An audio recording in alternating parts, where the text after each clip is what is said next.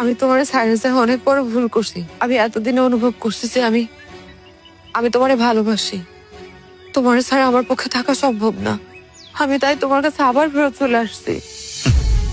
এতদিন পরে মনে হইলো তুমি আমারে ভালোবাসো, এতদিন পরে মনে হইলো যে তুমি আমারে ছাড়া থাকতে পারবো না, সেই জন্য তুমি এই বাড়িতে চলে আসছো। হ্যাঁ সুজন, আমি তোমার সত্যি অনেক ভালোবাসি। আমি আমার বাকি জীবনটা তোমার সঙ্গে কাটাতে চাই।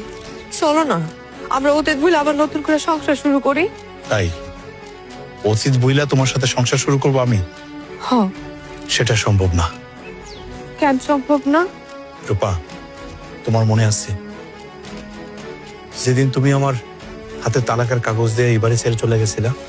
আমি কত কান্নাকাটি করছিলাম, তোমার পায়ে পর্যন্ত ধরছিলাম যে রূপা আমার ছেড়ে তুমি যাও না। তুমি আমার কোনো কথাই রাখো নাই। তারপর মা মারা যাওয়ার পরে আবার তোমাদের বাড়িতে আমি গেছিলাম। আমি তোমার বলছিলাম যে রূপা আমি একাই পড়ছি, আমি অসহায়, তোমার আমার খুব দরকার, তুমি আমার সাথে চলো, আমরা নতুন করে সংসার শুরু করি। কিন্তু তুমি আমার ফিরাই দিছিলা, মনে আছে? আমি মানতেছি আমি ভুল করছি। আমি আমার ভুলের জন্য তোমার কাছে ক্ষমা চাইতেছি। সুজন, তুমি না আমারে ভালোবাসো, তাইলে আমার সব ভুল তুমি মাফ করে দিয়ে আমারে আবার গ্রহণ করো। রূপা, একটা সত্যি করে কথা কও তো, তুমি কি আদৌ তোমার ভুল বুঝতে পারছো, নাকি এখন আমার টাকা পয়সা হয়েছে শুনা আমার কাছে ফিরে আইছো? আমার কাছে মনে হইতেছে তুমি কারো কাছে শুনছো যে আমি ব্যবসা করে ভালোই আয় রোজগার করছি, বাড়ি করতেছি, ব্যবসার উন্নত করছি, সবকিছু মিলে বলা যায় এখন আমি কোটিপতি। আমার তো মনে হয় সেগুলো শুনে তুমি ফিরে আইছো, ভালোবাসে না।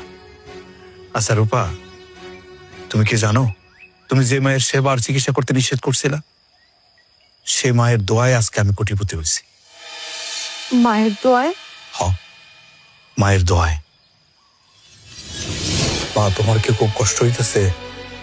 না রে বাজান, আমার কষ্ট হইতেছে না। আমার কথা শুনে তুই আমার হাসপাতাল থেকে নিয়ে আইস, আমার খুব ভালো লাগতেছে বাড়িতে। কিন্তু বাজান, মনের মধ্যে একটা কষ্ট রয়েই গেল। কি মা? এই যে আমার চিকিৎসা করাইতে যাইয়া তুই তো সব কিছু শেষ করে দিলি, তোর সংসারটা ভেঙে গেল। আমি তোরে পথের ফকির বানাই গেলাম বাজান, আমি তোরে একলা রাইখা গেলাম।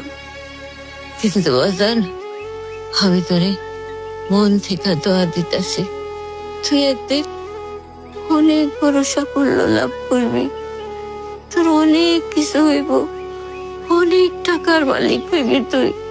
তুই ফকির থেকে কোটিপতি হয়ে যাবি। তোর এমন একটা জীবন সঙ্গী আইব যে তোর সুখে দুঃখে পাশে থাকবো বাজান। মা, তুমি আমার জন্য দোয়া করছো, এর চেয়ে বড় সম্পদ আর কি? আমি জায়গার জমি এগুলো দিয়ে আমি কি করুম? তোমার দোয়া যদি আমার সাথে থাকে আমি অনেক কিছু করতে পারবো মা, অনেক কিছু। কিন্তু আফসোস তোমার জন্য আমি কিছুই করতে পারতেছি না, ভালো চিকিৎসা করাইতে পারলাম। মা মারা যাওয়ার আগে আমার জন্য দোয়া ছিল, মার দোয়া আল্লাহ কবুল করছে, যার জন্য অল্প সময়ে আজকে আমার ব্যবসা এত উন্নতি হয়েছে, আমি কোটিপতি হয়েছি। খালি ব্যবসায় উন্নত করে নে, তার পাশাপাশি আমি বাড়ি করছি, বিল্ডিং এর কাজ চলতেছে। আশা করি কিছুদিনের মধ্যে সেই নতুন বাড়িতে আমি উঠবো। তোমার মা তো তোমার জন্য এটাও দোয়া করছিল, তুমি জানো তোমার জীবন একটা ভালো জীবন সঙ্গী পাও, যে তোমার সুখে দুঃখে সব সময় তোমার পাশে থাকবে। এই যে দেখো, তোমার মায়ের দোয়া আমি আবার তোমার কাছে ফিরে চলে আসছি। না রূপা, পাশে থাকার মানুষটা তুমি না। আমি না? তাহলে কে? পাশে থাকার অধিকার যদি কেউ রাখে সে হচ্ছে নীলা। নীলা? হ্যাঁ, নীলা। নীলা আমার সুখে দুঃখে পাশে ছিল, সে আমার সব সাহায্যের হাত বাড়াই দিছে। আমার বিশ্বাস জীবন সঙ্গী হিসাবে যদি তার আমি বাইসা নাই, তাহলে সে তোমার মতো লোভে পড়ে আমার ছেড়ে চলে যাব না, আমার পাশেই থাকবো। তুমি এরকম পাগলামি করো না সুজন, তুমি তুমি একটু দয়া করো, তুমি আমার মাফ করে দাও, তুমি আবার আমারে গ্রহণ করো সুজন। আমার কি শেষবারের মতো একটা সুযোগ দেওয়া যায় না? তুমি এক কাজ করো, টাকাওয়ালা জমিওয়ালা একটা মানুষ দেখে বিয়ে করে ফেলো।